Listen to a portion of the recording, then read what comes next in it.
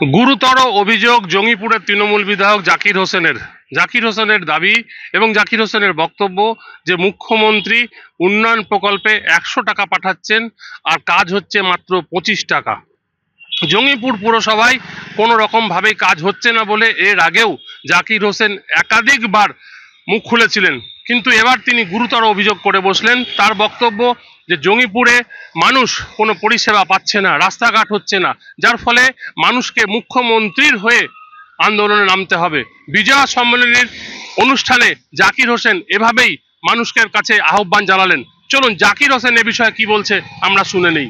একটা রাজীবনের কথা বলেছিলেন যে আমি 100 টাকা পাঠাই, ঘুরতে ঘুরতে 10 টাকায় পঞ্চায়েতে পৌঁছাই।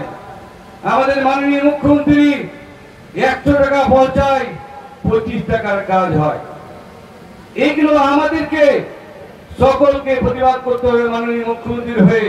মায়েরা বোনেরা সকলকে, যে আজকে বিজয় সম্মেলন আমাদের, আমরা সকল মানুষ আছি।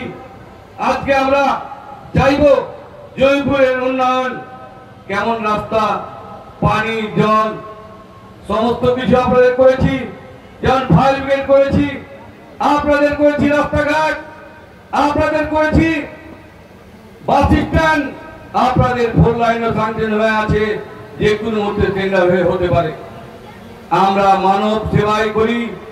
আপনারা জানেন, ঈদ আসতে মনে পড়ে, পুজো আসতে মনে পড়ে আপনাদেরকে, এবং 12 মাস আপনারা দেখেছেন যে আমাদের গরিব এলাকা সমস্ত মানুষ আমার কাছে যায়, কেউ খালি হাতে ফেরত এসে বলতে পারবেন না।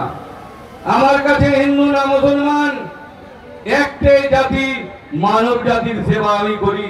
যতদিন বাঁচবো আপনাদের দোয়া থাকবে, আমি করব। আপনারা জানেন, আমি সমেত সাথে ইঞ্জুর হয়েছিলাম 21 সালের 17 ফেব্রুয়ারি। আমি কিন্তু বিচার পাইনি।